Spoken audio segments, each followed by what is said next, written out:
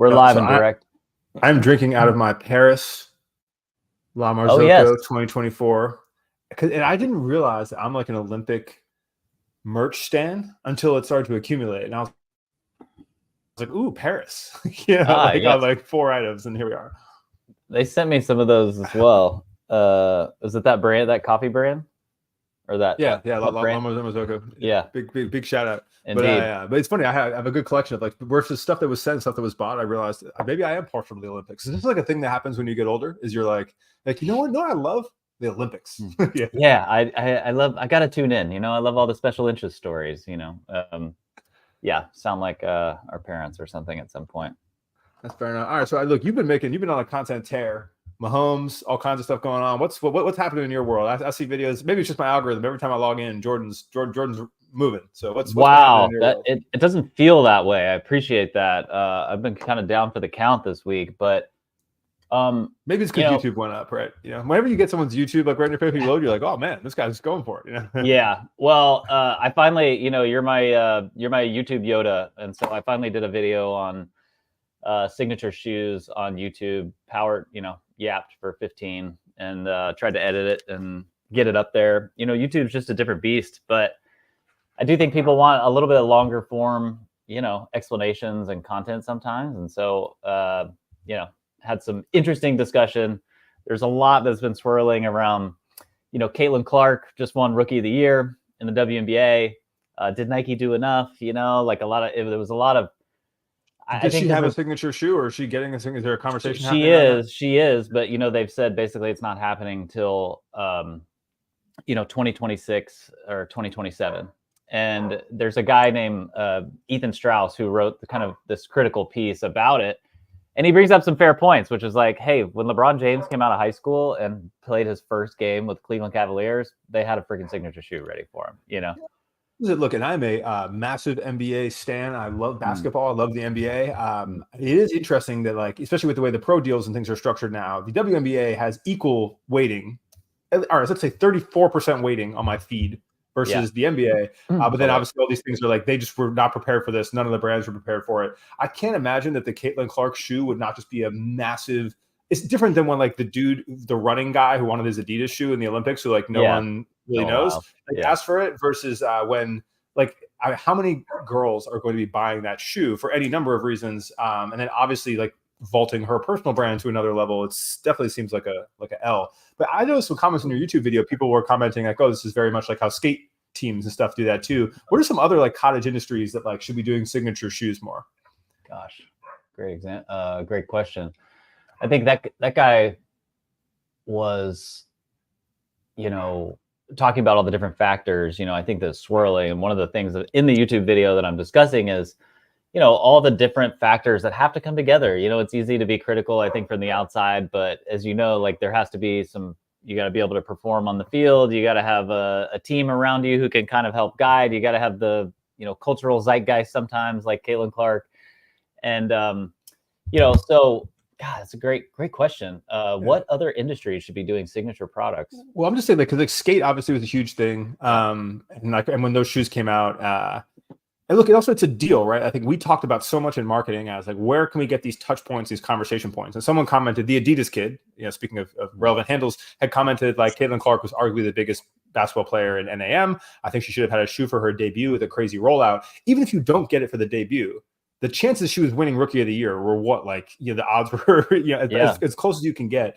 Yeah. That is a point that they knew about for a long time, that they could have done the crazy rollout with then. And these brands are all planning their calendars, et cetera. And I look at that too. So say you are a skate brand, and, and skate is having a bit of a resurgence. I don't know if you saw what Vans did at in Paris, but they had a real cultural moment there with all the right people and putting something interesting together. And I think obviously even if you're in those subcultures, giving people those moments where they have their shoe, they promote it, attaching it to other cultural things, really smart way to think about marketing strategy. So I think what we're seeing here is just funny to see something be so missed that is such a layup. Yeah, no pun intended. I think that this is an interesting one, and I'm curious what we've had discussions about this where brat summer, the trend where it gets so intense and so much conversation that people are basically sick of it really quick. And I think this Caitlin Clark thing might have had the same thing, and it became this like Rorschach test for anybody in the social media sphere. Some people viewed it as a race thing, some people viewed it as a gender thing, and everybody kind of co-opted it for whatever their point of view was and their vitriol. And then I think the brand got really scared, and so like this guy in this piece basically says like Nike basically got scared of getting yelled at on the internet, and so they backed off and stopped doing so much. Man, so and that's so interesting. This is a classic example of being too close, right? Like, because here's the thing: is if you are in the echo chamber of Twitter, of sports media, of whatever, you have heard about it too much, right? I'm sure you're just like, oh God, I don't want to touch this. If you are like, I live on a street with a bunch of other dads, right? Like when I have a bunch of guys I work out with in Orange County who are not terminally online. You know what all of them think is amazing is Caitlin Clark, right? Who every one of their daughters thinks is amazing and who have no idea about that conversation that's happening. And like, that is the shoe buyer, right? Like, yes. Well, and not to mention, and I think this is the bigger challenge in some of these issues. What I saw is, at these brands, who's working there, 20, I've been in Texas too long, 25 to 50-year-old, coastal elites, if you will, right? Like just people who are, we're just pontificating about what's happening in the internet sphere and all that. The people who are actually consuming products, particularly in sports, are like 15-year-old, 12-year-old kids in the middle of Idaho, in the middle of Texas. What do they care about the latest political conversation of gender and race and all that? Like they just want to play basketball, and they want to have fun. And I think you're right. To me, it looked as an example, the Caitlin Clark thing. I did a video this week and said, hey, I was kind of justifying, because I've been inside Nike. I know why, all the different factors and the challenges of why they didn't do certain things. But that's ridiculous. If you just pull away and go, they had the biggest lightning rod in an absolute generation, and they didn't really capitalize upon it because of what? They're afraid of the internet's going to be mean. It's kind of ridiculous. Yeah. So interesting topic thing to think about. I think we'll parse along here the next one about 10 minutes. And Ashwinn is joining us. He just said he's in a meeting that's running late. Hopefully he is securing the bag. He is securing the bag. Let me show you one more signature example this week, Oren, since we're going to go sports. Patrick Mahomes Patrick Mahomes went to Texas Tech out here. He has a partnership with Adidas. I have a take that I think Patrick Mahomes is the best endorser in America since LeBron James. Certainly outside of the country, you have Messi and, Cristiano Ronaldo. But this dude continues to show up. So now he's got his own logo on these uniforms. And they're getting their own Texas Tech uniform, and it's Patrick Mahomes branded. He ended up signing a few athletes to an NIL deal through this as well. And I think this is just an interesting evolution of how a brand is partnering with an athlete to carry out their dreams. And I think probably not enough brands are thinking about what are the goals that your athletes have, and how do you, or endorsers, ambassadors, what are they trying to accomplish, and how do you come alongside of them to try to carry this out so that you get this buy-in? Because then this dude is so hyped. He's ready to do it. He loves his alma mater. He's excited to show up. He's flying in for a day to debut stuff. And you've worked with athletes and celebrities and entertainers, and usually it's just that you're trying to rip the Band-Aid off. They're annoyed. Either they're stoked or they're not. But if they're stoked, it's so good. And I think it's hard to find things that these athletes are going to get stoked about, or big time ambassadors or celebrities who have their hands in a lot of things. And so if you find those things that they're really passionate about, you come alongside, you end up getting, 1 + 1 = 3 in this case. And so actually, this picture brings up a couple of topics. I'm glad you touched on this. And actually, I'm glad too. Patrick Bark in the comments said, chef culinary art signature for dishwasher, head chef, at home cook, addressable market for everyone. All right, it's I think we should actually talk about this sponsored thing in the wider market, because look, that's Gordon Ramsay for Hexclad, right? You want to buy the Gordon Ramsay endorsed thing, you get your Hexclad. There's obviously mixed opinions about that online, but I actually do think that there is this opportunity inside everything. Any niche, right? And whether that's home goods, if Le Creuset announced their chef pro team, that would be a major moment. And then all of them have their videos about what they cook with. They have their signature line. They have their blank saute pan, the whatever Japanese steel forged knife, whatever. But I think that's a very interesting potential marketing strategy for a lot of these brands. I think a lot more people could be thinking about. And then, but it really comes down to your point, tying it back here, is how stoked are they about it? Like, what does that campaign look like? I think we're in some of those positions sometimes. Like, I'm always like, I want to have these big long-term relationships with brands for like influencer stuff. But then when I get ready to have a conversation, they're like, what do you want to do? And I'm like, that's actually a great question.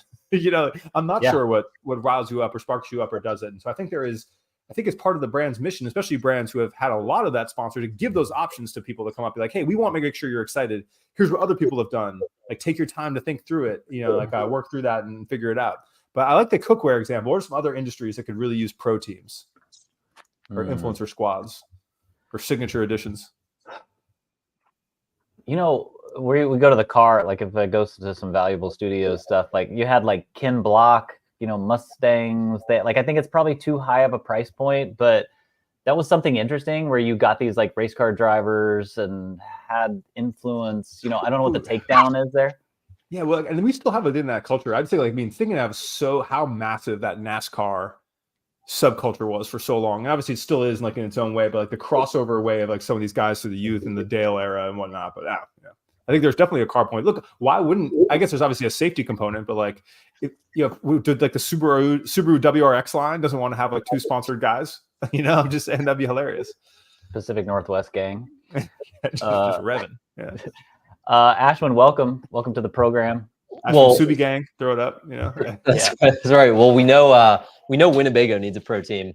We do, and we have just the ambassador for them here. Just the right ambassadors. I know Oren was talking to Buick, but Buick, another classic boomer brand. Winnebago, classic, great American, iconic boomer brand. This is your new pro team right here. Yeah, I love it. Hey, I'm ready. I was saying, like, Buick, can we put an eagle on anything? I'll put an eagle on a minivan. I know. I'm saying, just like let us cook. Well, I actually think the Winnebago. So I saw this dude, Eugene Brand Strategy, this Australian guy. He's got some really great takes. And last night he had this one about how collaborations need to have tension in this new era, and it was a really good, I think, insight and take where, today, if we're just scrolling, things need to if they just make sense, you kind of compartmentalize it and move on.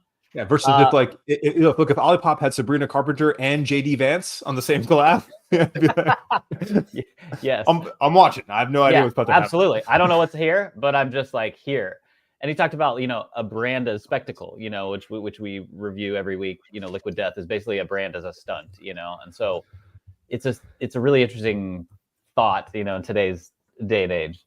That's what, but I mean, they're right though, because look, what are the appearances that get like Kamala on Call Her Daddy, on like things that pop out, like even when Trump was doing the golf, things that they're not unexpected, but they're odd. You're like, there's something complicated here. There's something unexpected. I like that.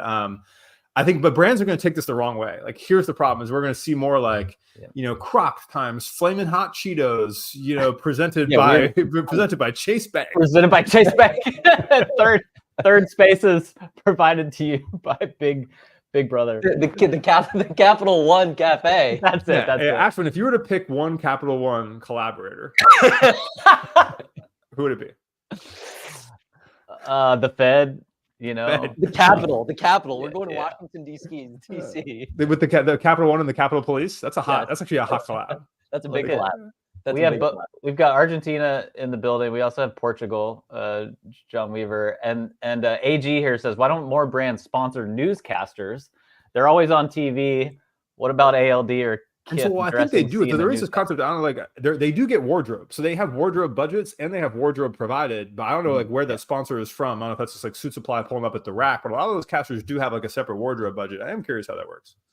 Yeah, well, they at the end you'll always see it, like whether it's Sports Center or whatever, wardrobe provided by X. And the brand brothers here are available for those wardrobes as well. Wardrobes provided by Valuable Studios, I think. Yeah, exactly. Yeah, we'll wait to see Ashwinn in the full distressed garb. Yeah. Okay, Ashwinn, I want to kick it to you. We've got a interesting controversy that a brand, Vital Farms, is responding. Coincidentally, I've been going through a crazy food examination, and I'm, so this was right on the nose for me this week as I'm trying to figure out what's going on. Are you on a 24-hour fast? Oh, bro, I'm on a 2-week search for figuring out what is causing my skin to to break out in a rash. But all right. So real question: did you Yeah. get the vaccine? I'm joking. let's go in. So here we go. let's talk about Vital Farms. So Vital Yeah. Farms, they sell eggs. They have very cute packaging. It's like $10 for eggs. We are a Vital Farms household over here. Not sure why, but started buying them. It was the packaging. Not sponsored. Not sponsored by Vital Farms. So Vital Farms, there's a couple of videos that came out on TikTok of people just kind of saying like, hey, Vital Farms like had this lawsuit against them. They're greenwashing. They're they raise their hens unethically. Yeah, let's see. Oh, there we go. There you are. There you are. That's some SEO work right there. We love that. So a couple of these videos like start going viral, like a couple million views each, and then people start talking about it, and then it leads to this broader narrative. Okay, so there's one, from Earth Mama, and then this guy, this guy was this fascinating video because he's just like, hey, there's this like Vital Farms lawsuit, blah blah blah blah blah, and he's kind of like reporting this news. And Warren, do we think he got the vaccine?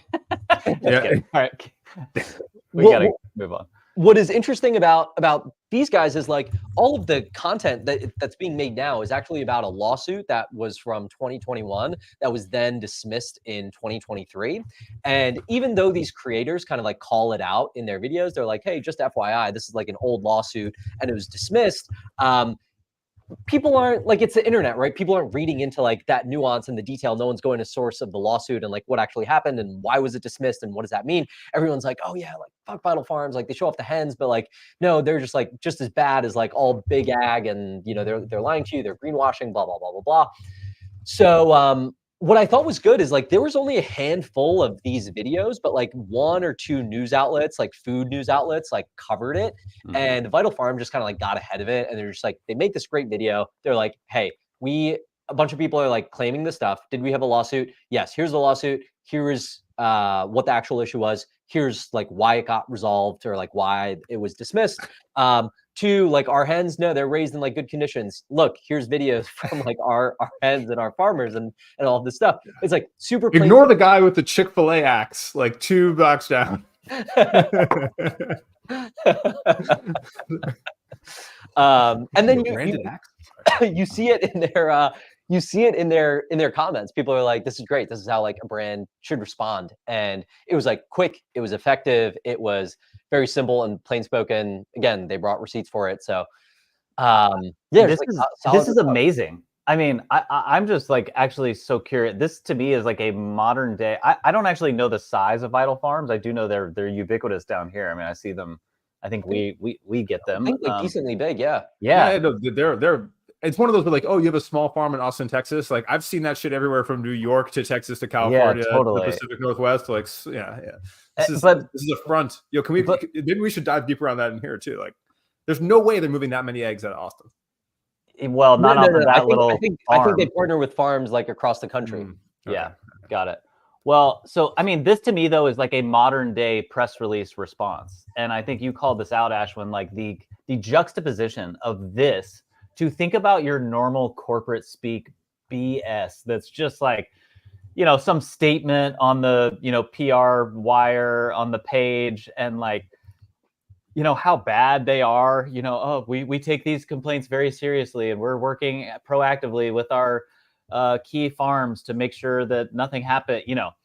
It's like, this is a visual response, a native, they're actually going to the place where the virality exists. Exactly. And sort of taking the battleground, if you will, to the place where they are. Whereas the old model is like, write it on a freaking typewriter and send a fax out to like magazines to literally publish it. So put it on Newswire, get a few blogs to just like republish your statement. And it's like, okay, completely devoid of human emotion. You're reading text on a page. So quite literally no human is involved in this thing. And it gets so sanitized by 15 different people where, listen, I'm sure the Vital Farms message that came out was reviewed by the CMO, was reviewed by multiple people on the team, but like it was still delivered by one person. And you have these visuals happening in the background where it's like, I just hear the intonation, I hear the reflection, and it's like, hey, we're doing it. We're kind of like controlling that narrative. Like we're putting it out through our channel and like our audience is responding to it. And it's not like, CNN publishing like Vital Farms, which is at the middle of a lawsuit, has like now responded to, claims that they're greenwashing. Well, and it's pretty incredible how they're like, hey, you can get more links, you get more info, or like shoot us DMs, and we're like down to answer, which is just crazy. I mean, it's very cool. And TikTok DMs, or I guess it's Instagram. Like TikTok DMs are a war zone. I don't know if you want to put that out there, brothers. But well, that's Instagram. This was on Instagram. I'm sure on TikTok they didn't say it. My God, that's a whole different ball. Yeah. How's that egg content looking? They hidden? You got any virals? Let's see. If you guys were creative directing an egg social media, would it be like Meet the Chicken? Are we branding these chickens, recurring TV series with the chickens, or recreating Chicken Run as an Instagram account? Like, what are we doing here? I would go to the Portland Farmers Market, which to me is like the peak farmers market. Yeah. I remember looking at Walmart. Yeah, bro. Yes, it was. It's like at the Portland Farmers Market, they literally had picture albums of the chickens with their names and like where they were. I mean, it was wild, but yeah, you could take that in a few different directions. I think about, have you all seen those? There's a lot of like farmer content out there of people who have like emus who like are coming after them and like having funny jokes with them, and sheep and llamas. And so I think you could totally do that with chickens as well. Yeah, I'm doing man on the street with the chickens. I'm interviewing them. You saw that. Who was it? It was one of those guys, Mr. Beast type folks, who had like the chicken as the gimbal because of the way the chicken's head moves. So you had the camera strapped to it for stabilization. Yeah. That video was smashed. Do you remember this like Mercedes-Benz ad of the chicken? Yeah. Where, hold on, let me find this thing. Yeah, I got it. Hold on. There you go. There we go. Mercedes-Benz chicken. You guys hear this? Yeah. Boy, you turn me inside out. Round and round. I said upside down, you're turning me. You're giving it up instinctively. Round and round. It's pretty great. Yeah. It's like you get the concept and it's whatever, Yeah. But when does the CL series come in? Yeah, I know. We're not. I saw this first and I was like, "There's no way this is real." Thank you, bud. Nah, that's some German shit, bro. Straight up. I guess Germans so. love chickens, bro. We don't get a single shot of like a S-Class or anything. I didn't realize how much Germans love chicken and how much farm life is prevalent there until we hired. When I was at Gel Blaster, we had like creators in different countries, and we got the German creator, and it was all like he would open the bag with like the Gel Blaster, and there'd be like a chicken in there, and I'd be like, I don't like what is going on, and like literally this was like the videos, but there's just like a massive chicken culture there. So this explains why Mercedes-Benz team leaned in. Wow. Yeah. Okay. Well, that's great. Yeah, that's a learn great something insight. every day. Yeah. Anyone else got any other geographical fun facts we want to lean into while we're here? I was gonna bring up our agenda from our group text. So we've covered Vital Farms, BetterBrand of debacle. What do we think? Ashwinn, do you want to talk BetterBrand or? Yeah, we could talk BetterBrand as like a tie-in to Vital Farms. So BetterBrand, if you want to, let me see, pull up. So BetterBrand is a gluten-free bagel, for lack of a better term. It's a gluten-free bagel. It's a gluten-free bagel, gluten-free bun. They make maybe a couple of other products. They had like raised bunch of money last year, like $200 million valuation. And ludicrous valuation. They're like, oh, we're innovating on food and all this stuff, so that gets people excited, I guess, gets investors excited. It was interesting. I saw some posts from them earlier this year on Reddit of people like buying their buns, and the buns looked like atrocious relative to the graphic on the page, which I'm sure it's like an operational nightmare to like sell these buns and gluten-free buns and bagels in the refrigerated section. But anyway, there was like, there we go. Some questions about like the product quality. Yeah. And then this past weekend or last weekend, people were like, someone made this TikTok and she was like, I'm getting scanned by BetterBrand. Like I ordered product and now their site is down. And does anyone know? And then people in the comments are like, hey, yeah, I ordered product. I haven't heard anything from them. They say it's shipping, but like their site is not live. And then you basically don't hear anything from the company for like 4 days, and the site just like continues to be down. And then finally, like the site goes back online. The company says nothing on their Instagram account. They are they just put out like another post that's like, hey, our new sesame seed bun. And everyone in the comments is like, dude, where the fuck have you guys been for the past 5 days? Where's my order also? And they send out a series of emails. They send out an email where they're like, hey, we had a hostile takeover. Then they're like, we were expanding facilities. And then like, hey, the CEO was like, I was offline for 5 days. Like, it's so funny how much controversy there's been. Like, there's actually nothing going on. So like conflicting stories coming from the company, the CEO, everything. And then most recently, they like put out a post, which is again, just like the sanitized static post on their Instagram with like, hey, the issue is actually our 3PL was stealing from us as well as some of our employees. And like the employees turned off the website.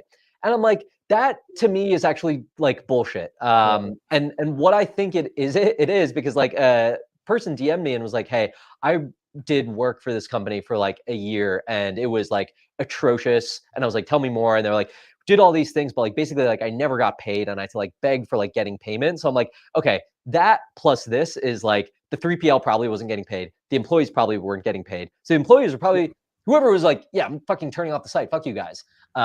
But it seems like something like super sketchy is going on here. The investors haven't really like heard. I don't know. So this is exactly like what not to do. So a couple quick notes on this. First, this is why we don't trust this chemical ass. First, shout out Nate Rosen, our guy. Just subscribe to Express Checkout. But then second, they do not buy these like these fake ass foods. People try to remake like a bun to whatever to be healthier with all these chemicals is being done by people like this, right? Who like raise venture capital, who don't know what they're doing, who are scammy. What do you think they're going to put in your products? And so that's why I just want to encourage everyone to focus on a natural, more holistic lifestyle with things that come from the earth. That's point one. And then point two, like what are we from a like a communication standpoint, like as a company, like I guess how would you have handled this better? Like if you're a scammer, like what do you even do here? No, you do exactly what they did, which is change your story 4 times. Like it's possible that like there actually is no, like they are in like such a crisis and like just a lies and like funding is falling apart, dollars are falling apart, and they're like just trying to present that like things are okay. Yeah, I don't know. It like very much might be the case that like, well, this is what big valuations also kill you. So I worked for a company. I was employee 1. There's 3 founders, and then I was the first hire at a company in Austin that raised 6.5 million seed, which is a huge fucking amount of money, especially back then. Now seeds are much higher. Mm-hmm. But at like a super significant valuation. Evaluated the company before it had any customers or anything at like in the whatever it was, like I think it was 20%. So it was like a 30-something million valuation. This company to raise only like 6 or 10 million, I think, at a 170, 200 million valuation for food. For like how much money how much consumables you have to be moving to be worth $170 million, like and with your concept. But what that does is it puts you in 2 hard scenarios. One, it makes it super hard to raise more money because you have to convince people that there's been some multiple jump on there, and your existing shareholders have to be happy with how much they're getting diluted, how that's going to work when they actually do that. And then you also get these founders who are like, oh, I have a $200 million company, and so like I can feel like this or that, but then their bank account doesn't reflect that, because I guarantee you, if they raise $10 million, R&Ding those terrible ass buns to look better is going to cost millions and millions and millions of dollars. And so all of a sudden you like have these expectations, these people you're going to pay, and you think you can be doing it, but you don't actually have the resources to do it, and you can't raise more collateral, and you end up trapped in this little bubble there. And dude, yeah, that is absolutely insane. Also going to like just throwing third-party wholesalers under the bus, like putting their emails out there, like you're adding more, you're stoking the fire even more, and it's not even addressing sort of the original issue, which are people like, this is crappy bread. What, my bread doesn't look like the other one. Like I just have to imagine that like okay, let's give them the benefit of the doubt. Like your 3PL, like if you take what they said as true, your 3PL. Mm-hmm. Which tell people what that means. So your third-party logistics provider, like someone who does all of the fulfillment of your product, who ships all of your product. Okay, they're not. It's very rare that they're just doing it for you, unless you're at like massive scale, right? Your 3PL is a service provider that has a huge warehouse that is shipping out product for like 50, 100, 200 different brands. Yeah. So their business, their entire goal of their business is to like ship out products on time, offer good customer service, and like never fuck you. Because if they fuck one of you, you're just gonna like go find all of their other clients, like trash them in public, and that 3PL will never have a business again. So like the thought that like your 3PL was like stealing your inventory and your money that doesn't check out to me. What it really probably is like you were delinquent on your bills to your 3PL, which like happens all the time, right? Like brands that are in like tough financial positions stiff their suppliers, or like they're on net 30 and they're like, 6 months later, they're still not paying those suppliers. And so at some point that supplier is just gonna be like, dude, you have to fucking pay me. And if you're not gonna pay me dollars, I'm just like not gonna ship out your product, or like whatever that inventory, like I'm gonna take it and light it on fire, let's say. But like, yeah. And so this seems like there's just room here for the 3PL to be like, yo, you're like talking about me. Like, I'm just going to like share the truth and like, whatever. I'm going to like sue you for, who knows what. I don't know. It's all very sketchy. Yeah. Well, Woj, we've got sources in the chat here. Woj telling us. That, yeah, of course it's Woj. We snip Woj bomb on Better Brands. CPG Woj bomb. Woj, we're going to hire you just for your name. All right. So okay. I'm curious if this CEO was on like Forbes 30 under 30, because like there's a pretty good correlation with like sketchy, fraudulent CEOs and like being on 30 under 30. Fucking Sam Bankman-Fried was on there. What is the Theranos chick? Elizabeth Holmes was on there. Like, all these people who end up like being disasters were on the cover of like these magazines. So I don't think she's a 30 under 30, but she is featured in Forbes many times. Yeah. All right. Okay, speaking of founders who might be sketch or not, I'm going to throw you one here for y'all. Crossing over So I have just been paying attention, like over the last few weeks, I see Zuck in my feed a lot more. They're partnering with creators. He's doing sunglasses, and I went back and listened to one of my favorite podcasts, The Rewatchables, which basically is like Bill Simmons and a couple of film critics go back and watch the most rewatchable movies. And this week is the 14th anniversary of Social Network. And it's one of my favorite. The Social Network is directed by David Fincher, just incredible film, written by Aaron Sorkin. And I'm just thinking, like, I was listening to them talk about Zuck like 4 years ago when there was all the Cambridge Analytica stuff. Like, he was basically enemy number one. This guy here who's testified in Congress. Like, the rebrand that they have pulled off in just 3 years or so. I don't know how many people are buying it, but like, it's pretty wild, and I don't know who they're paying, but they're doing. No, I will say, Zuck has been based for a very long time. So I remember 12 years ago when I worked at a firearms optics manufacturer, Zuck came up a lot in conversation because he killed and harvested his own meat. He would only eat meat that he harvested himself. This was like from like a young, like early era. So he was just hidden based, right? This is something like that was known in the hunting community. Yeah. But then also after that, one of the brands I've done a ton of work for over the years is Lift Foils, which is like the surf hydrofoil brand, which is the one where he was like carrying the American flag on the thing. And people don't understand, like, so like downwind foiling, which is the thing that he's doing there, where basically you're on a surfboard, then you have a carbon fiber mast attached to a carbon wing underneath that. Yeah, what he's doing on this exactly. He's not on an electric board there. He has been on electric boards before. That's a literal board. You have to basically ride crest to crest and not fall down like the coast of Hawaii without, like, that board isn't touching the water. You're basically on like a plane underneath it. Like, hydrofoiling is like one of the hardest things to master. And then downwind hydrofoiling is then one of the hardest things to master of foiling. It basically takes you into this like top percent of water sports that like only like a truly like someone who's in complete command and control of like their body and mind can like execute. And so I would just say that like even prior to our current renaissance, like he's always been incredibly based. It just never made it out to like the front end. It was always presented wrong. And to your point, someone has wrapped this up very nicely and executed it. But like at the core, we have a guy who just like, you know, in his free time was into some truly great shit.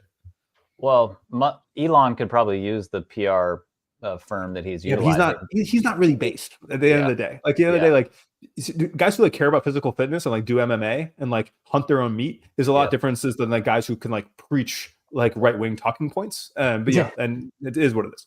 Well, and it's also, it's just fascinating to see where he came from, like the Social Network, which is, you know, fiction. But if you go back to this like nerdy kid in flip-flops in a Harvard dorm room drinking Fanta and beer, you know, coding all night, like the glow up is really fascinating. Yeah, I mean, even if you see, this is like classic, you know, tech billionaire glow up. If you see the Elon Musk glow up from PayPal, he looked like he was dying in like 55, to then like him getting a hair transplant and super jacked. So he is a classic example of that. Jeff Bezos, classic example of that. Like the dude from Telegram, possibly the best like, one. Yeah, bald guy who just like got super fucking jacked. Yeah, you know, like right there, like all of these guys are like, all right, no, like I built like the world's like biggest and greatest companies. Like I have dollars to spend and I'm going to look absolutely phenomenal in like the back half of my life. So yeah, unsurprising, but I think there's like just a ton of stuff that Zuck is doing that's kind of like humanizing him just like on all fronts. I mean, even with like how they're approaching creators and stuff, like talked about it before. He's done like interviews with Kane, who's like, Kane's like a great creator, makes like very good content, but he's like not going to like traditional like PR and is like doing 60 minutes, you know, he's just like, we have this creator on the internet. I'm going to allow him to interview me, like the world's like biggest CEO. He's going to make some content around this.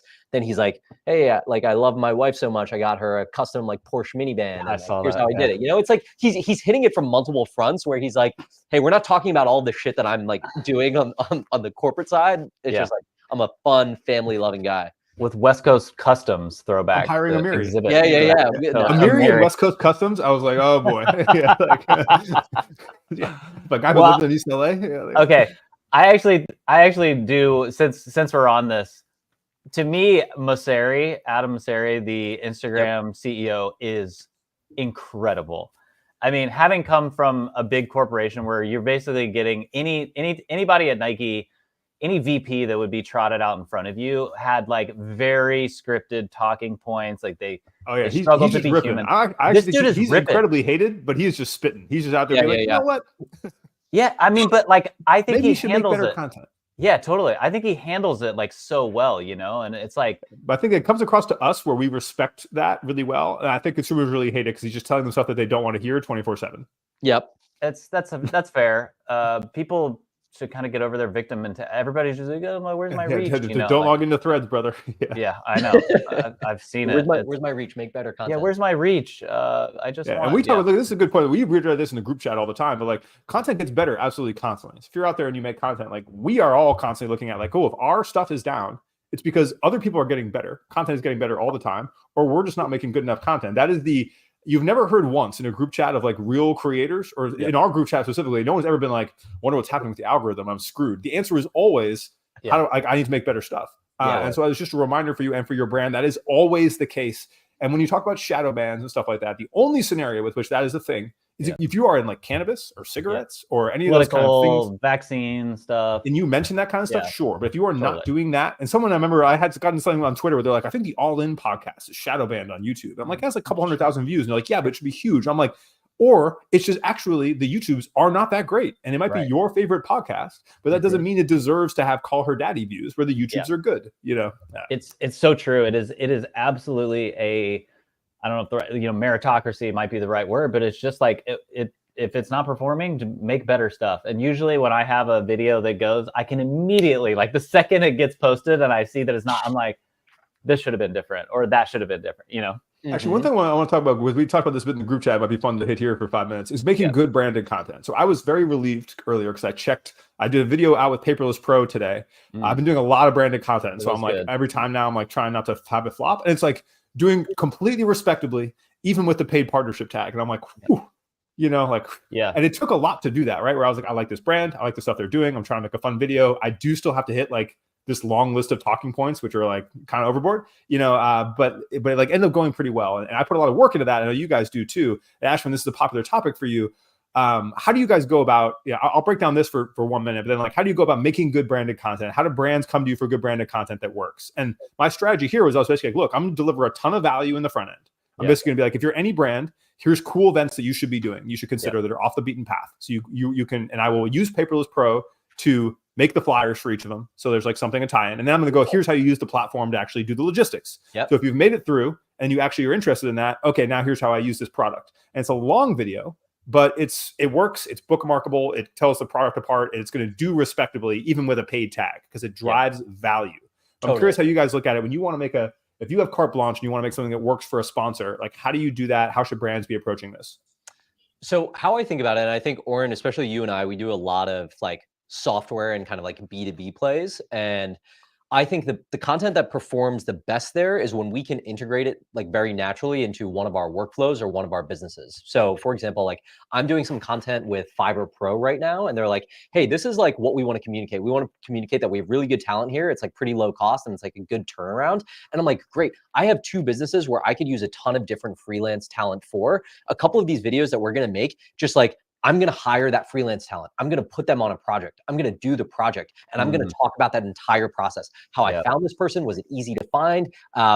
These videos haven't gone live yet, but it's like I'm actively working on them, and I'm like, that is so great because I can then very much weave in the narrative of like, hey, if you're scaling like a small business, or you need like, you don't always need full-time hires, or like you don't need like the most expensive hires. You just need these one-off things to do. It is so much better for me to be able to show like the proof of that, right? Where it's like, I went and did this thing. Here's the result I got. Here's like how you can do it too. I think it makes the audience trust it that much more. The audience has like familiarity with the stuff that I'm working on. So it's like, oh, it's like super natural fit. And he's not lying about this thing. He's not like making it up. And so wherever possible, I always try to find this angle of like, how can I integrate the service or offering into something that I'm doing, or speak to a problem that I've faced from like my business or like content creation or whatever itself. If I cannot do that, then my angle has to be like, okay, if this is something that's like pseudo dry, if I'm talking Salesforce, like I gotta find a funny hook. I gotta find a funny hook in here, and like let me be like do a kind of like dry humor style. Let me like lean in with this kind of like crazy off the cuff hook. It's like the brands that say like, okay, yeah, you have like total freedom to do that, then it's great. It's when they have like, hey, we're trying to sell this like pseudo boring offering, but you have to stick to our scripts for it. Then I'm like, dude, this can't go anywhere. So that's how I think about it. I really wish that video you did where you held the dollar bill up to the front, I think it was the Black Crow video, and then pulled it away. I wish that had popped off, because then we could be trolling it like all the time. Because if like it was that's what we could just be like on the live, being like, I know. I think there's this element of that one too, where it's like, and I'm curious your take on this, right? Where it's like my format has like so natively and historically been like green screen, where I like open up that way, where this one was like such a departure from that in like style. Yeah, I don't think that's a good thing. I think you have to just have it be the same format. Yeah, you know? I think it's like I shifted too many variables at once, where people are like, oh, we actually don't know that like side of you, and like the whole like algo is, I don't want to blame the algo. Well, on TikTok especially, the algo is built for that, right? It's built it's like, someone hey, recognizes something. Format, that's like his style, and like he did like such a deep departure from that like, I don't know. Ashwinn, I actually loved your. We need a well lit DSLR, Ashwinn. This is a great look for you. Yeah. You even sound more eloquent. You know? I know. Like, this was well produced, well done. So that's actually my buddy Sagar, who's at Platform that we've talked about.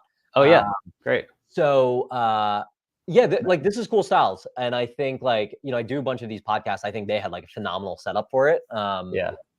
I should try out something with a little bit more high quality. Yeah, the key here though is like they did a really good job, like a very native, great hook and a clip that like worked really well, you know. And if we actually had our S together, we would have clips from this show every week, but we don't. Yeah, well now we're structuring the YouTubes to be like that. So like, okay, I'm doing it in this format where it's like everything's a 90-second thing, so I can just hit 60. But then also afterwards, you'll just watch through and be like, oh, I should just hit that as a 60-second while the camera's set up. Yeah. So I think this is an important point that I want to touch on a little bit, because when brands especially think about like shooting like longer form content, there's always this question of like, okay, what are the cut downs, and like how does this live on social? And like we've talked about this before, where it's like brand will shoot this like 3-minute campaign, 3-minute video, spend tons of money on it. It's like, where does it live? Like, where does it live? Like on the internet, if you're not running like TV on it, like you put it on YouTube, but it's not going to get that much traction. Like, where does this thing distributed? And like, oftentimes when I'm talking to like producers or like directors or writers, they're like, I don't know. I'm just like hired to like make the thing. I'm not asking how the thing is distributed. Totally. And so there's like a kind of like disjointed process in this, but what I think is so important is like whatever you're making, right? Whatever like longer form asset you're making, you need to think about like the distribution of that asset. And if so much free organic distribution comes from short form, it's like, okay, what is the 30-second cut down or minute cut down that has a really interesting hook and is like a really interesting narrative? And so how we put this into practice recently is like we did a long form shoot at HubSpot 4 weeks ago now, where we're like top X of 2024, right? Top rebrands, top social campaigns, top everything. When we were planning that and scripting that out, we're like, okay, here is the question that Oren is going to open with. Here's the 30-second response from Jordan. Here's a 30-second response from me. And when we do these lives here, there's a lot of like banter and like we continue to build on top of each other. But all of us in the back of our minds, we're like, this clip has to be a minute long because this has to work on social. And so we reverse engineered the entire long form podcast in terms of like, what are 20 clips we're going to be able to take out of this thing? And so I think that's just an applicable idea to like brands as they like make long content. A little sneak peek for everybody. Yeah, I mean, you kind of need to be maniacally obsessed, like some of us, and some of us go deeper in, like Oren. I think you do a great job of figuring out ahead of time. And well, now it's for building. Once you get enough in it, and you're like, okay, I want to get value out of this. And also, we start having editors. It's the same thing. Like I'm structuring like my video that comes out Sunday, and then the one I'm recording now are they're like reaction videos, quote unquote. It's like a YouTube type where we're basically, and this is very much like what we did on that live, where it's like here's 10 things in this video. And like this one, so I'm prepping one, I'm like halfway recorded for that should be done today, which is I'm basically ranking luxury brands by their social media. That's the concept. And I'm basically being like Ritz Carlton, you're in the medium, Burberry, you're towards the bottom, Givenchy, you're at the bottom, Jacquemus, you're at the top, whatever. But in each one of them, I get to be like, take. Jacquemus is a little example of X and Y. And then it's like, all right, example. And then I'm on to the next brand. But that is built for short form, right? Where it's like, cool, I'm now going to have 10 of those that are my long video. I'll have an intro and an outro in the middle. But then I have these 10 ones. I can go look at all 10 of them and be like, okay, which of these are actually good enough and compelling enough and short enough to then put on short form? And then you link it back to the long form on YouTube, and then you take it to Instagram, whatever. And I think like it took a long time to be able to not only understand that that's the format that works. I think a lot of us understand that that's what works, but then actually make a way for it to be good and like write with that in mind. But then once you have it, you want to continue it like in perpetuity, right? Yeah, and if you're a brand, I mean, you just have to like all of us, I think, when people say, oh, make a video a day or whatever, the thing there is not that the algorithm is rewarding you. It is that you are getting better. You're getting reps every day to figure out what hits, what doesn't, what connects with people, what doesn't. And so I think it's a good lesson for brands to remember. And if you're in that, like, you just have to try some stuff. And Oren, you're good about preaching this, is like, if you're not flopping pretty regularly, like, then you're not trying hard enough, you know? And then you'll start to notice one thing. I've been really trying to flop, like really trying to put experiment and do more things. Yeah. And it was funny. And at the beginning of that, I was like, okay, definitely some of these are bad. And now it's like kind of everything does good, you know, like because people grow to expect you to do different things, especially on Instagram. Okay, we've got a couple of rebrands in this world. Do we want to Mountain Dew? Should we take a look at the Appalachian? I almost made a video on this. I like wrote it and was like, it's actually not that exciting. Mountain Dew did a good rebrand. They basically took it from MTN. They added back in Mountain. They put some like Scotch Brite AI looking mountains behind it. I like this a lot more than they had just announced the like Mountain Dude or whatever, like a few weeks ago, where it was like trying to do their most interesting guy in the world type knockoff that was actually really whack. And so I do appreciate that, you know, this is like, I don't know, brings back their nostalgic customer. They get to tap the mountains, whatever. Will it sell a bunch more Mountain Dew? I don't know, you know, but they did say it tested a lot better than the previous. But I like it. I think they did a good job on it. It's good for them to be more nostalgic. Mountain Dew is the only good soda brand, in my opinion. Oh, wow. That's a hot take. That's my hot take. Ashwinn, are people going to be picking this up now that we've spelled it out versus shortened it? I don't know. I think it's solid. I think it's solid, but who knows if that's going to reverse fortunes of declining Mountain Dew consumption? No idea, but who knows? Yeah, I have been now that I need probiotics, prebiotics. I've been getting the Olipop and the others. I dig them, and they don't have like sugar, man. Mountain Dew probably has what 60 grams of sugar. Mountain Dew will kill you for a can. I mean, but it's unapologetic about that. It is. You drink a Code Red, you know what you're getting in your body. Lean into it. I think they should lean into it, no doubt. All right, or we've got Ritz Carlton, we've got Lewis Hamilton, Crocs for Claw. Where do we want to go? Yeah, let's talk about Ritz Carlton for a second. So Ritz Carlton is one of my favorite luxury social medias for a number of reasons. Specifically the Ritz Carlton London, but we'll talk about Ritz Carlton Core today because they did a short movie. So first they launched merch. Oh yes. So they launched merch with this brand called Late Checkout. Yeah. And it's like, so Ritz Carlton doing merch, and it's like kind of like Percival-y merch. Yeah. Yeah, and you'll see they have this late checkout. Like, so they did this little movie. They got some famous guy. I think he was the dude from PETA from Hunger Games, right? I did not recognize him, but it like this was incredible. Yeah, so they made their little short series. It's like a Wes Anderson fame or whatever, but they have him on 2 posts. So basically, the funny, like breaking this down tactically, he is in 2 posts. Both of those posts have millions of views. He has 2 million followers. He's in the collab post with them. Late checkout is also on those 2 posts. Ritz Carlton's posted like 6 times. The other videos have not done amazing, but that's fine. They're building it up. They're building like a series. But it's just great to see a luxury brand of this caliber experimenting by like, hey, we made a movie.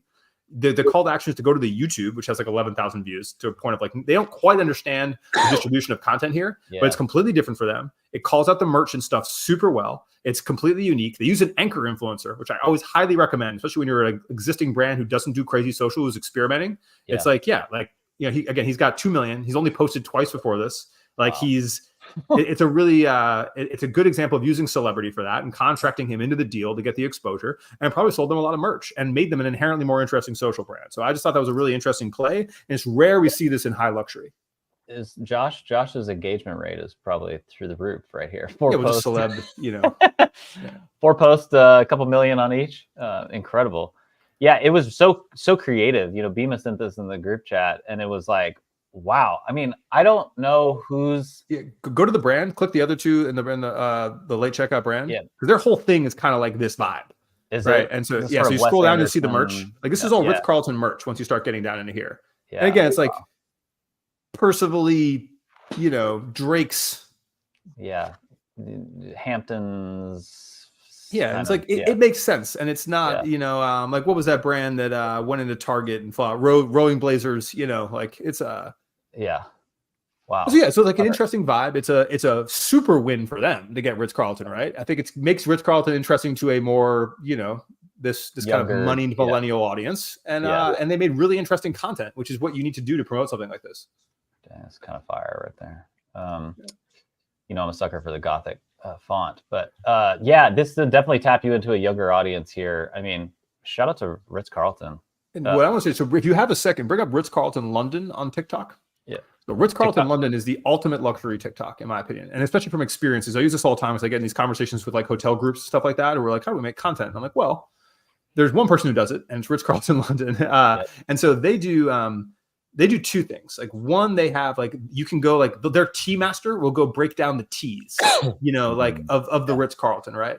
And then they do these like almost like parasite luxury, like little examples where it's like, hey, they're making the room service for you. Like they're doing like, the table side and like explaining it. And basically what I feel like this does in the feed for you is it gives you like your 2 seconds of like, oh, I'm there.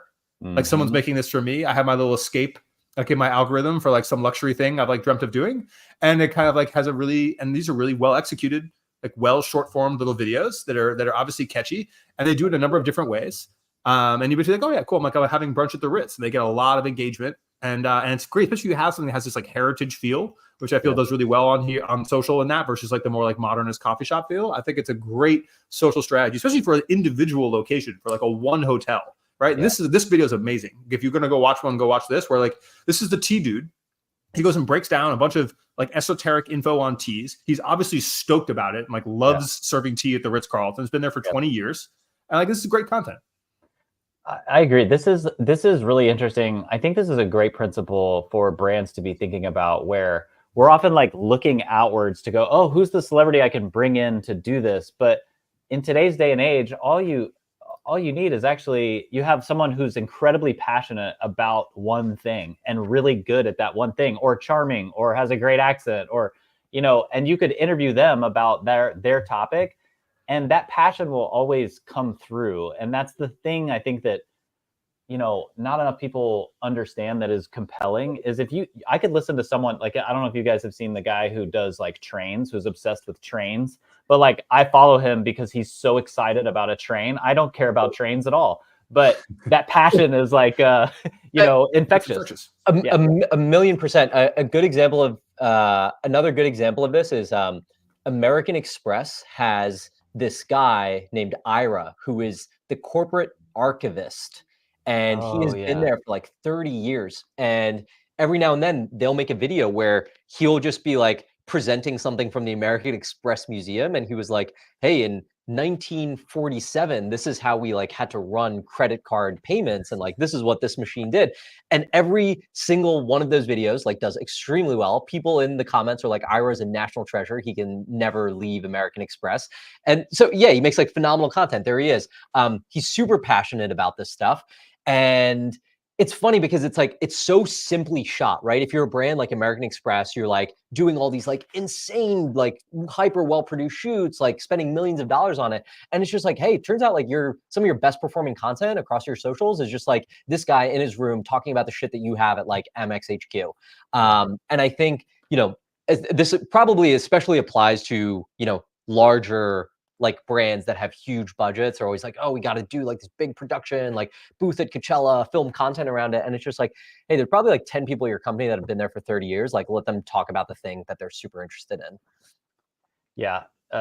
That's such a great call. Nike has this thing called the DNA archive, and they actually had a guy who was like the official historian of Nike. His name's Scott Reams. He's an incredible follow on LinkedIn, actually.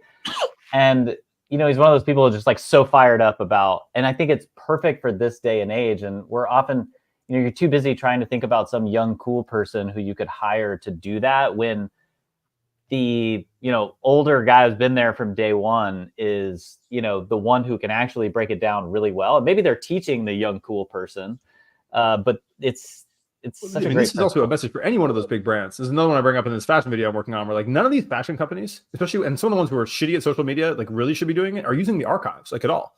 And whether you get a person or you just show it, is like you have this wealth, and this goes for any brand with history of like vintage photo shoots, videos, ads, designs, products. Someone has something, right? And those fashion brands, they got everything. They're just sitting in vaults, right? And it's just like, okay, you get an interesting personality to just talk about that and have that be like a pillar of your content. One of the videos of like the 3 types of videos you mainly do. And I think it's just like, it is such a loss that almost none of these brands are doing. Mm-hmm. I actually want to compare this really quick because I'm fascinated by that. I think a lot about trying to get like hotel partners and, particularly in like the golf space and whatnot. So I'm looking here at Omni, right? They have incredible properties everywhere. None of their stuff gets good engagement. It's, it's decent. It's like well shot, but So that's the standard. It's like, hey, I go make a nice video. Yeah. There's I no go personality. get it's like, but you'll notice footage. like Ritz London only does that on TikTok.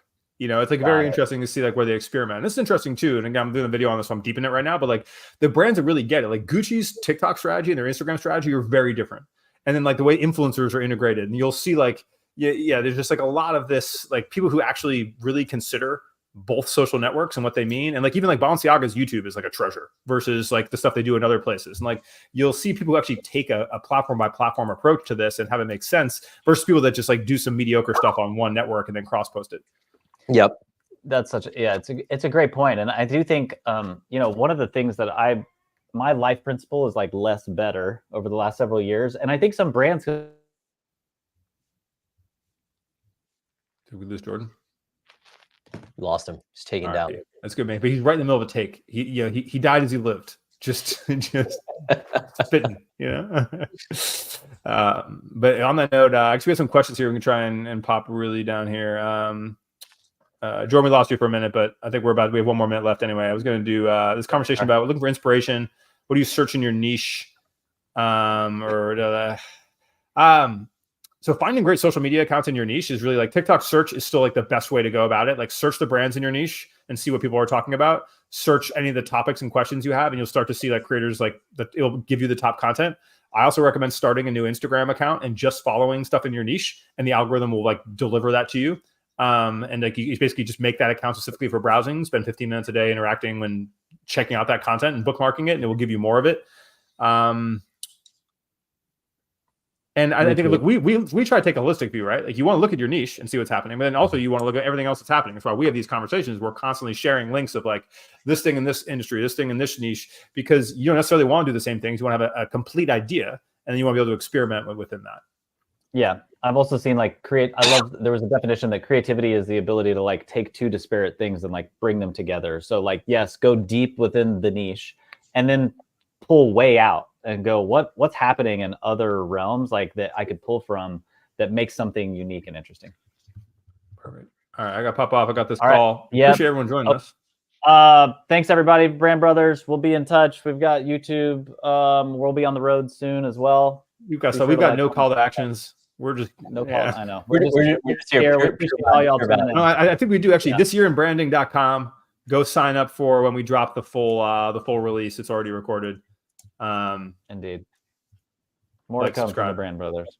All right, y'all. Appreciate y'all. Have a good See you one. guys.